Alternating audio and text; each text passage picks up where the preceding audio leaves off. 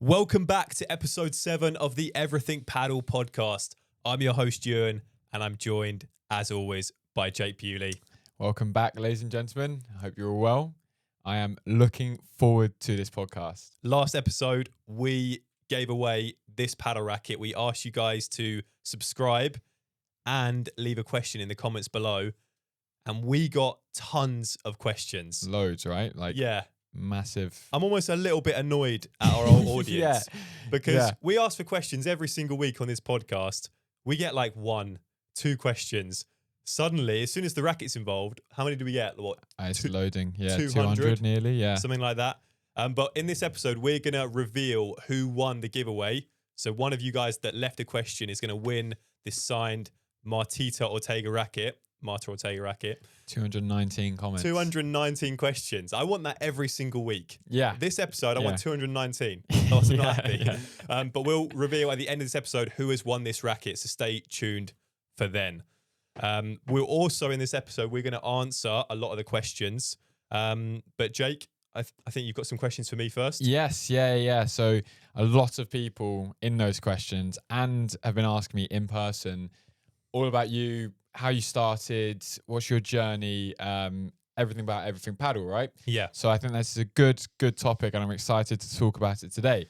Good. So I've got some questions lined up from some of the comments. Okay. But first, let's start off. Tell us, how did Everything Padel come about? When did you start? Tell us, I want to know everything, okay? Okay. Yeah, it's a good question. I think we have to go back quite a while, like 5 or 6 years ago. We both started playing paddle at the Malden Club. Obviously, Rich, who was there, he was our coach. He taught us how to play. We were so young as well. We were, 16, 17, 18. Yeah. And it literally happened. Like, I was really getting into the sport. I was having sessions with Rich, and he would ask me, like, what are you interested in? And I said I was interested in business. He knew I'd started, like, a few side hustles in the past. And he said, like, you should sell rackets. And I was just a bit like, yeah. And then he said, like, because there's only one other big company at the moment doing that.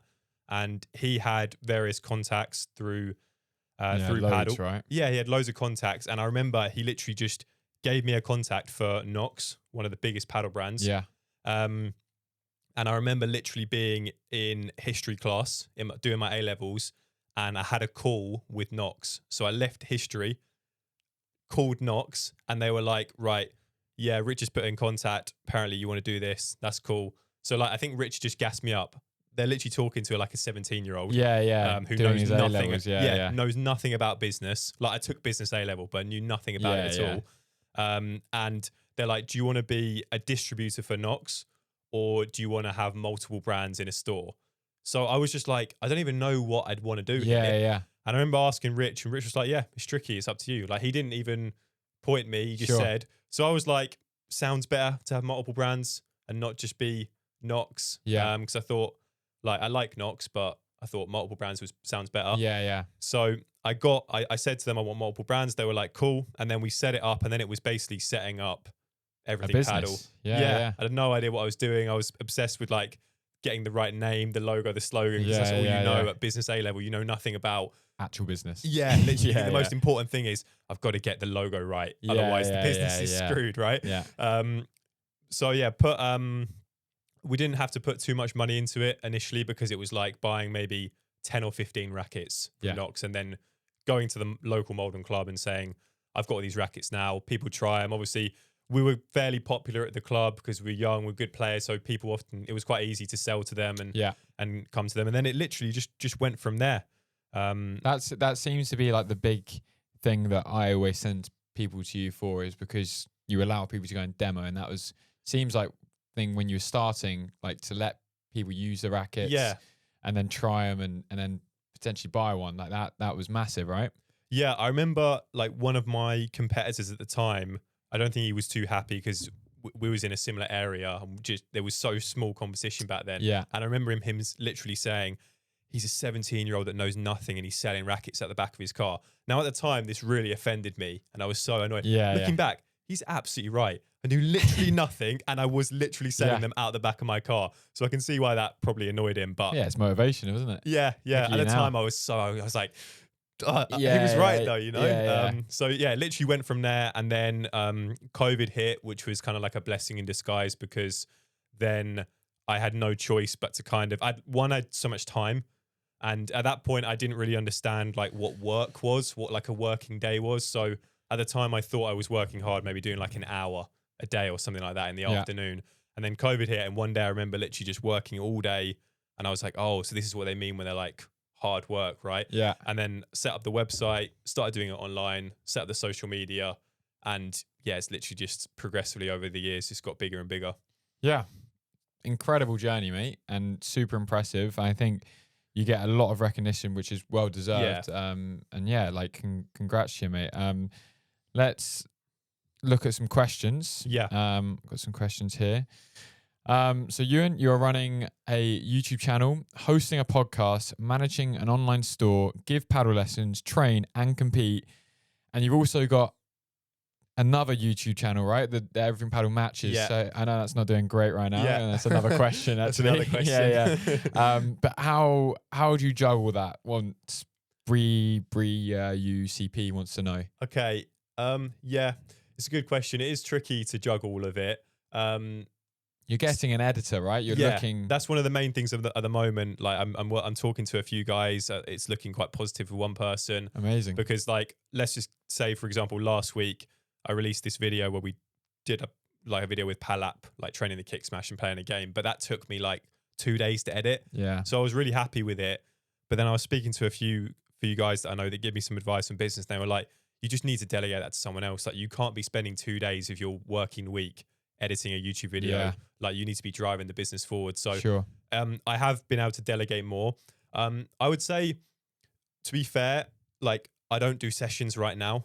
Okay. So I've always found in general, when with all these things, it is hard to juggle, and one of them will just fall back. Yeah. So for example, maybe if I was doing loads of coaching, you might notice less videos are going out each week, and maybe I didn't have time to do a podcast. Like if you asked me 6 months ago to start this, but now I don't do any sessions. I train once a day, but it's only an hour, 2 hours most. Yeah. At weekends, I'm not doing as many tournaments as you. So it's not too bad, but I'd say. Well, don't make it sound easy, mate. It's definitely difficult. It's not easy, but I think, sort of like a typical day would just be, getting up early, and then it would be every week. It's just right. Try and get one YouTube video, try and get maybe 2 reels, do an email marketing, do the podcast. Yeah. And then I just try and improve a few things on my website as well. Yeah, you're doing amazing. How do you keep the ideas fresh? Because constantly we're seeing new content, which is great. Yeah. But how are you keeping new ideas flooding in with so much content going out, right? Yeah, it's tricky. So on my YouTube channel, for example, you probably noticed like maybe 2 years ago, it was just all tips. Yeah. It was like top 10 tips to improve your game, how to play the vibra, how to serve and everything. And that got so stale for me. Like, I hated doing it. I hated editing it. Yeah. I even felt like not much of a connection with the audience. You always found my audience was changing every month, as a beginner would love it, get obsessed, and then almost outgrow the video. Yeah, so, and a new group would come in. Yeah, so I constantly have these new super fans for like 2 weeks, and then they're like, cool, I know everything now. Yeah. So I think I've changed the content, obviously, to now kind of a bit more of a vlog style, where you're kind of just watching me play. Yeah. So, for example, the other day, I did a video with George, Palap video. We went down, we tested a load of Palap rackets, trained the kick smash, and then played a match. If I didn't film that day would have still been really fun. Yeah. Because I got to test out new rackets for my store, got to learn stuff about the smash, which I enjoy, and then play a fun match. So it's kind of just bringing you along to a day, and then the edit is fun at the moment. Yeah. But you're right. I think eventually probably like tournament videos might get a bit stale for me, and then it will just be like, right, how can I make this more interesting? How can I change it up? Sure. Well, great answer. Lovely answer. Next question. Yeah. How do you find the business side of Padel on top of trying to make content? Is Everything Padel doing well? And how do you learn to run a successful business? We've kind of answered that, but yeah. And what are your tips and advice for others with small businesses? It's something that I haven't heard you speak about and would like to know more. So high demand. People want to know, what tips can you give for someone maybe starting up to do something in paddle where they want to kind of Okay. upscale it. And what do you find interesting about the business side of paddle? Have you found anything that's kind of interested you and surprised you maybe? Yeah, I think, okay, maybe some advice for this is kind of like, this is what I know, so it might not be the best advice for everyone. Yeah. But I think one bit of advice I would say for other people trying to do businesses in paddle, I do think the content is so important. Not necessarily YouTube, but I think on Instagram, like you've got to be putting out reels all the time. Like you found this now, you've seen how much promotion you can give yourself just through showing your training, for example. It's ridiculous. All sponsors want now. Yeah. They don't care your level, how much content you flood on your social media. Yeah, and we're seeing like those ladies accounts that are doing really, really well, like Olivia and Raya and Paddle with Ollie, like amazing accounts. And I really like their accounts because they're just showing their journey. But like some of them are just like banging views, aren't they? Just showing them playing matches. So I think that would be, number one thing is like just try and, because some people are a bit nervous in front of the camera, but I think you just got to be brave, not care what anyone thinks, and just get as much content out as possible. possible. You've got to get the content out. I think, that's important. And anything surprise you in paddle, business side wise? Like, how do you find it? Do you find there's kind of any kind of cliche groups, or more everyone's very happy to work with you, or is it? Yeah, that's been okay, to be fair. I found everyone everyone's been out, like it's been quite easy to get people part of the videos. I think everyone's been quite happy. It was harder before when you didn't have much of a following, but now it's quite easy to get people in. Business is brutal, right? So that's why I think they're asking, because it's like, obviously, it's all very much what I see of business is, or what I think is, it's all for yourself. Like, how can I promote myself the best? So, and I think that's what maybe I've found is, as I've grown my following, it's been very easy to collaborate with anyone because they're thinking, it's literally like you want to say in your first few sentences is, forget who I am. It's like, I've got 50,000 subscribers, something like that. Yeah. And straight away they're going to read it probably. Yeah. Sure. Yeah, I think just in general, maybe like a little bit of business advice. I don't really like this too much because I don't see myself as like a business expert. I'm still very new to it. I pretty much everything I've done is just kind of self-taught. So a few people have asked me like, oh, where did you learn to edit or film and that? And it's like, I didn't really, I just did it constantly. Like my website was so shit. And then I've just made that better like every week for like 3 or 4 years. Like I look back at my old videos. I was speaking to someone about this earlier. One of my most popular videos is 5 paddle serve tips in 5 minutes. It's this video here. It's like got 300,000 views. I'm telling you now, the video is so dog shit. Like the tips are bad. I'm bouncing the ball. Like it'd be funny if you could pull it up or something, but I'm bouncing the ball above my waist for one. So it's not even like correct. And the actual video just like isn't very good, but I don't know. I guess I got lucky with the title and just through that consistency. So if you do see this video, don't really listen to. If you go on videos now and go on popular, and then the third one across. So this is my 3rd most popular video. So you can see my technique from back in the day. I bounce it and it's literally above my weight. I don't know what the hell I'm doing here, by the way. Do you see what I mean? That's literally above my waist. Yeah. So it's like, it's not even the best advice. I think basket's on his last legs as well. I think I've still got that same basket as well. I think the whole point I'm just trying to make from this, I would take this video down, by the way, but it does still give me some good income. That's the main reason. That's the main reason it's up. But I think the point I'm making is that it's just like consistency. You know, I've made a video every week for like 3 years. That's how I've learned to improve. Not necessarily proud of that one, but sometimes you get lucky. Sure. Okay. Yeah. Great answers again. Next question. Yeah. Also, that's a good point. Love these podcasts. Everyone's so kind to us about that. So thank you very much. Yeah. We really appreciate it. So thank you. And everyone's so constructive as well with stuff that we could improve. No one ever says positive, like, right? Yeah, it's just like, oh, I really love it, but you could do this as well. Yeah. It's great. No, it's nice. Question for Ewan. You are a young entrepreneur with clearly loads of ideas for growing your business. Yeah. Where do you see the future of EP and your future as a paddle player? What are your aspirations? Yeah, this is a really good question. It's something I think I actually need to reflect on a little bit more, because I do think like I've been saying, I did just get caught up in just every week, get this out, get this out. And Yeah. sometimes I'm like, where am I actually going? The only the main thing I'd say, just first of all, as a paddle player, I do want to improve and always learn new stuff, but I'm not trying to make it pro in the same way that you or Stan is, and I don't have that obsession. Like I don't know about the pro game as much, and even the amount of times you'll name drop someone and you're like, do you know this person? I'm like, I've got no idea. Yeah. I'm just not as obsessed with that side. Obviously, I still want to improve. So I'm not Different interests, right? Yeah, it's like there's just other focuses.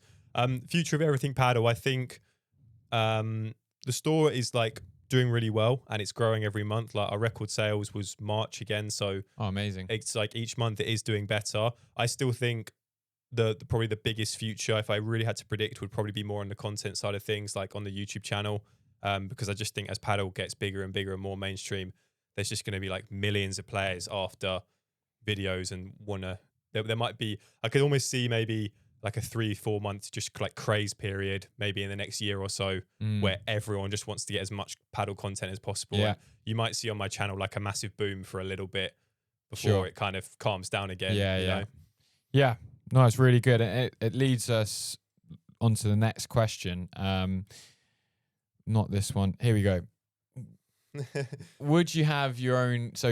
Would you have your own Everything Paddle club? Like leading on from that question of what's the future of Everything Paddle? Have you ever thought about building your own venue? Yeah, but not for more than like 5 minutes. Really? Yeah. I think it'd be cool, wouldn't it? But would your model be kind of almost like, let's use Padel United as a really good example, kind of lower quality, cheaper court fees, quick profit, or higher quality, expensive rent, but looking for long run and kind of almost like a rocket paddle venue? I don't know if it would be realistic, but I think I'd try and go like cheapest, worst quality courts possible, and just try and make it so cheap for people to play and so accessible, just to get as many players in as possible. Yeah. Just to hopefully almost like giving something back. Yeah, just to give, so hopefully there's someone like 14, 15, 16 or whatever that can just play every day and doesn't have to spend £20 per court. But then like the courts are shit and maybe the cage is made of wire, like out in Spain. Proper cage. I mean, that's basically what we were doing in our teenage years, wasn't it? So have you ever thought about that, having your own club? I was very, very far down the line into building my own venue. Yeah. Really? Yeah. I was going to do I didn't know any of this, by the way. Like, I'm not just saying really, like, you think I might know that, but I don't. No, it was very secretive. It was actually when I was in LA and seeing all the millionaires, I was like, I just have to figure out how to be one of you guys. Yeah. I want to be rich. Isn't that so interesting though? They always say like when you hang around with successful people, it makes you. So Yeah. you were there for how long? I was in America for 3 weeks. So 3 weeks, and then you're like, I'm building a paddle center Yeah, now. literally. So it just inspires you, right? Yeah. So yeah, it was nuts. And yeah, I got thinking how I could make it work. Speaking to Rich quite a bit. And I decided to go with a 2-court venue outdoors, very similar to Chelmsford. Okay. Gated system, no kind of cafe, portable toilets, very much find somewhere that's cheap rent. Okay. Import the courts from Sweden. Yeah. That I've got a person that would give a good deal. Yeah. So yeah, it was close. It was like looking for planning, looking for locations and getting the planning permission that kind of stopped the idea, and realizing that maybe going into building venues at 21 when I've kind of got a good chance of making it, kind of not making it, but enjoying playing paddle while I'm young, and I can go into that business side maybe in a few years. So is this not happening, or are you still? No, it's not going to happen. No, not this year. Okay. Yeah. For definite. So yeah, who knows? But it's a good question. Last question. Yeah. What has been your most memorable moment running Everything Paddle so far? Yeah, that's good. Sponsoring me and Kai? Yes, definitely. That's up there for sure. When was that? That was so early days. loved. That's again when I didn't really know what I was doing, and I'm like, oh, I think people sponsor. That's a thing that helps. Yeah. That's one tiny bit of advice I would say. I think everyone's keen to sponsor all the time. I've never been a big believer in Whatever you're gonna say here, just bear in mind I'm looking for sponsors. So yeah, go sponsor everyone is the best business strategy. no, go on, carry on. No, I just think sometimes people they're not sure how to grow, so they just think I'll just sponsor and pay this person. I'm like, I sometimes think, does it actually help that much? I think in certain like cases it does. Like R3, they've done an amazing job with it. That's definitely worked. Yeah, but they have sponsored pretty much the whole. That's what I mean. GB team, to be fair. So I think it does work in some cases. But Padel is a good example. They sponsored me straight away. Yeah. At the start of their business. That gave them a good boost. Yeah. Yeah, and it wasn't like just me. It was like quite a few. They've got Ethan, and they've grown massively, and they've got a few sponsors now. But it's little things. It all depends on what you're giving them, right? I think it works probably better for if you're a paddle company doing clothing or grips or whatever. I've seen like random other companies sponsoring a paddle player, and I'm like, that makes no sense. Yeah. I'm never going to look up your name because I see it on his shirt. Exactly. Right? But yeah, to answer this question, I actually think it was probably like hiring first member of staff. So I've got technically three kind of employees now with Jess, Stan. So Jess is the lady that does my orders every day. She works like 3-4 hours a day. And that was kind of like, it felt like a big step because I was doing it all on my own. And then suddenly it was like, oh my God, right, we're going to get a stranger to come in and pack my orders. And it was crazy at the time. I remember you talking about it with me. Yeah, and it was so much fun. So me and Ella, we did like the job interviews at the store, and it was just so much fun. Like in this position of power where these ladies would come in and we'd be like, so yeah, why do you think you should work at EverythingPadel? And that was definitely a very memorable moment. And when we actually got her in, and I was like, oh my God, she's doing the orders now. And I felt really strange giving her that kind of power to ship things out. Still going strong. I saw her the other day. Yeah, she's doing great. Working away. Yeah, it was quite late as well. So she looks like she's working hard. Yeah, she is. Okay, should we move on? Yes. We want to answer as many questions as we can. We can't do 200 on one podcast. Yeah. But we've picked out a few that we like, and we'll do like sort of 15, 20 seconds answering each one. So straight away, one question we liked, a few people commented this is, if you could change one rule in paddle, what would it be and why? I've got two. Can I say two? Go on, yeah. I've got two. One the other day, we were playing running out. Yeah. And this was at the GB training in a National Tennis Centre, and the space to run out is really small. And there's like kind of like a seating area where you run out. And someone run out and it hit the chair. Yeah. And then he hit it back in.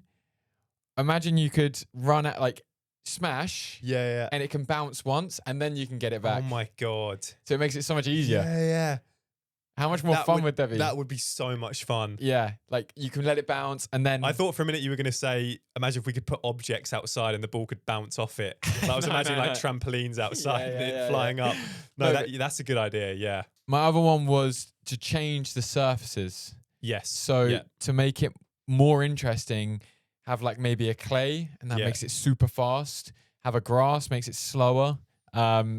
Like hard court, so you concrete. Well, they could just like name the courts fast, medium, slow as well. Yeah. And so makes it's like it properly defined, like this is a slow tournament. How cool would it be to have almost like a Nadal of paddle where he's like so good on clay. Yeah. Right? It's like a paddle player that's so good on slow courts that the fast court players can't deal with it. So that was my two kind of not rule changes, but kind of changes in paddle that I would be interested to see. That's cool. The one I'm kind of stealing this because I saw this on Instagram one time. I thought it was a cool idea, was just one serve rather than two serves. So I think because like the serve isn't as big in tennis where you have to do the really big one and they can give you 2 attempts. Yeah. In paddle, I think it's you can do it with one serve. Everyone at the high level almost does serve with one. Yeah, one I think serve, I don't really mess up my serve that much. But then I guess it would just give you that little less advantage at the net because you can't really go for it on the serve.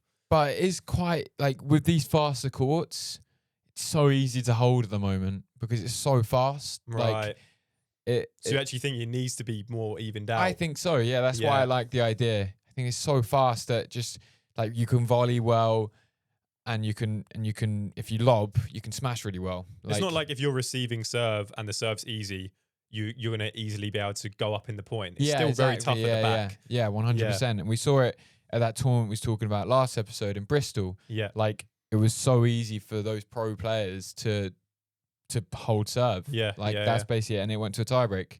That's a cool idea. Okay, next one. Quite an easy one. Favorite shot to play? Ooh, favorite shot to play. Oh, you go. Forehand volley. Really? It's my best one. Always been good at that. Like it's the only one where I'm like, I can make it roll. I'm gonna be really annoyed at myself if I think of one later. That's my favorite. I think I've got one for you.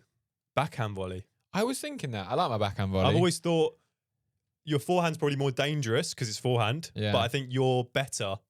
Like you're. I know what you're saying. Yeah. Strong. Yeah. You're very strong on the backhand. Mine will probably be my favorite shot to play is probably the rouleau.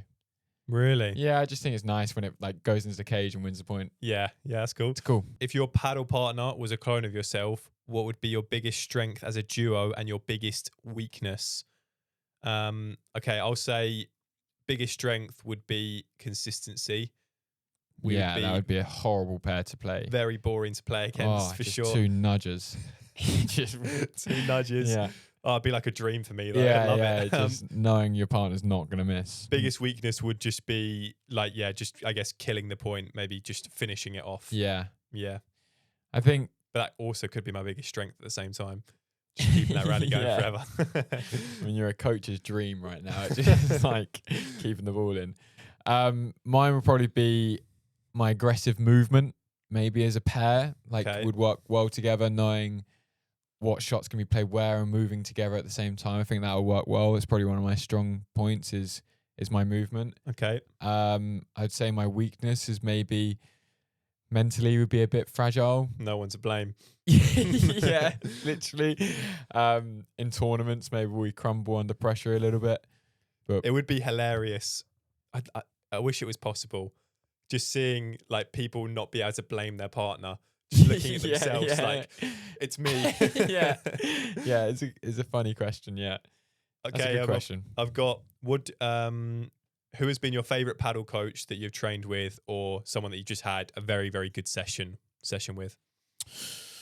Ooh, I think my favorite coach has probably been Rich Hall-Smith. Mentioned him at the start of the podcast, the guy. He's helped us massively, and he's just such a legend. He's helped us massively throughout our paddle career. Probably the best I've worked with would be a Spanish coach called Sebas. Yeah. And he's actually Bella's best mate. Mm-hmm. And yeah, he was right at the start of my kind of pro. When you first went out to Spain. Yeah. Pro journey. So he helped me massively in Alicante, and it was amazing. Cool. What about yourself?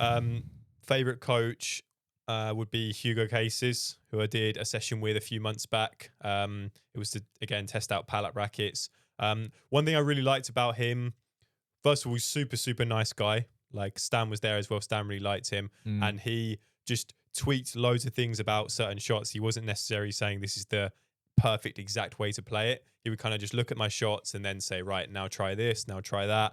And by the end of the session, I was just hitting the ball like so well. And the shot was way better. He really, like, you know, when you start a session with a weakness and then by the end it's like a real strength. That's how it felt for me in that session. Yeah, sounds like a good coach and a good guy. Yeah, he was. Okay, that's the end of my questions. Have you got any others? Yes, yeah. I've got really enjoying the sport from a new listener and a new paddle player. Nathan says, given that you both earn a living from playing, coaching paddle, has this affected living from Has this affected your enjoyment of the sport in a negative way? Don't think it says the word living there, to be fair, until it's like, do you both prefer working your own game ranking more or helping other improves via coaching or social media? Cheers, lads. Thanks, Nathan. So no, I'll answer while Jake composes himself. Yeah. No, yeah, that's a really good question. I honestly, I don't think it has affected the enjoyment at all. I still absolutely love it when I play matches. Maybe it's different because I'm often on the computer doing work on the business, so playing Rather a match than is being still on really court. fun. I think, yeah, potentially if I was coaching all day, I'd be interested to know now if you're coaching all day, does then a match feel boring? Yeah, like today, for example, I've coached 9 hours. Yeah, I can tell. Yeah, yeah, literally. That is why I'm a bit zoned out. But I don't want to look at a paddle court Yeah, today. Tomorrow I've got training. I've got to prepare for a FIP in Italy. Yeah. So I've got to train tomorrow. But whether that will feel like a chore, we'll Mhm. see tomorrow. I've also got 3 hours of coaching, and then I fly in the evening. Yeah. So it's a full-on day. But we'll see how the training goes. Yeah. But yeah, I think sometimes it does. But I mean, you still love it. Yeah, It's not that bad, is it? Sometimes Like- maybe good, sometimes maybe Maybe shit. shit. Yeah, sometimes it does take a toll on you, but most of the time I do love paddle, especially when like the game is good, everyone's playing well, you're enjoying it, you're playing with your friends. Like that's when paddle's great for me. Yeah. I sent you in some video clips as well that we got sent through. I don't know if you wanted to pull those up. So Here is one. this is from Olivia. So a good friend of ours, really strong female player. Like she's been improving a lot. She's been training hard. So she sent this in. And so Jake's just pulling that up on the screen. So sorry for audio listeners, but she's put their placement over power. I see. They're taking the net all very well, and they're keeping the I net. like her movement. She's on her toes. Yeah, Olivia's on the left side here, by the way. they're doing I was just about to say they're doing really well, not losing the net, but Here we go. Attacks. Oh, Love that Chiquita. shot. Love that shot. Come on. that's good. Yeah, that is really good. That is Chiquita chip and charge at its finest, right? I like this because you can really see she's done a lot of training with the coach. You can see she's putting into practice what she's been taught. I did a video. She was in a video of mine like maybe 3-4 months ago, and she's definitely improved. Yeah. That's Yeah, that's yeah. good. Yeah, I've coached Olivia. Yeah, she's doing really well. As you can see, she's clearly taking in everyone's advice that Yeah, is everyone's given her, and yeah, it's she looks like the dominant left side player. I think that was the shot. It was that Chiquita, wasn't it, that set it up? yeah, yeah. Let's Did you want to look at that bit because that was probably the best bit of it. It's that shot there. yeah, this shot here. So She's right, placement over power. Just place it down, and then she gets the easy one. and the placement. Oh, partner's buzzing. With the arm in the air and everything. Yeah. Awesome. Okay, should we look at the next one as well that we got sent through? Thanks for sending the clips through, by the way. Yeah, after well- a bit of prompting. Yeah, well, so this is from a guy. He comments on a lot of our videos as well. So thanks for all the support. He's timestamped here, and I think he said it's something to do with the Chiquita. Nard. Yeah. I'm actually not sure which one he is. Looks like a play to serve. Yep. Oh, it's a good pickup. There you go. Chiquita. Is that the Chiquita? Then he's moved in. Then he's played the lob. Oh, That's filthy. the one. Yeah. So I'm presuming. Yeah, that is him at the back. I'm recognizing him from the profile picture. Do you want to play that one again? So we can see. It's a ridiculous angle.